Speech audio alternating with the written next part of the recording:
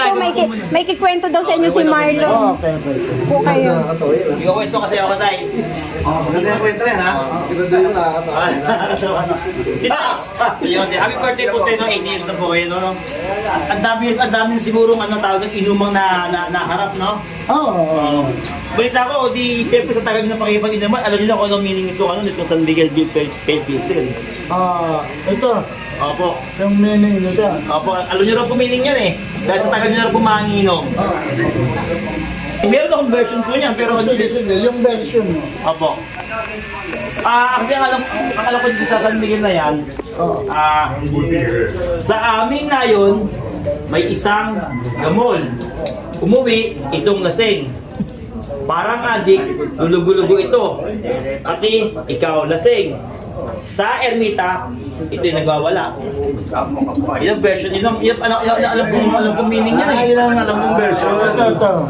Ano ba ibig sabihin tatay vlog mo sa amin? Kasi siyempre, Meron ako bago lang, siyempre mahaba ng ano mo eh. Hindi, ito, nung araw, nakagis ng po version ito. Opo. Sa aming na yun, may isang gwapo. Oo, guwapo pala. Umuwi, lasing. Lasing! Pati ako lasing eh.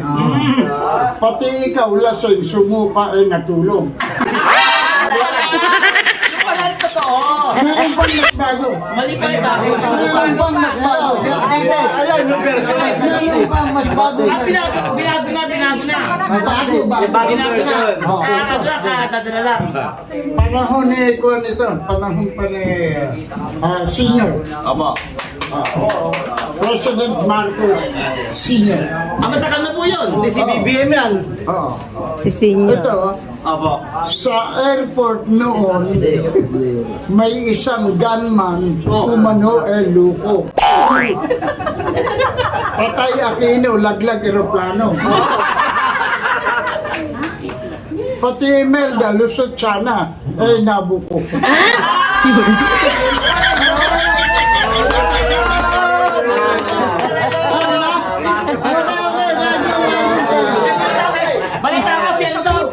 Balita ko tatay. Si Korean daw, meron din daw siyang meaning yan. Sa Korea. Sa Korea. Meron din daw. Sige. Meron din yan. Korea. Sa Korea. Saranghe annyeonghaseyo. Nanon masarap inom. Ganito anli.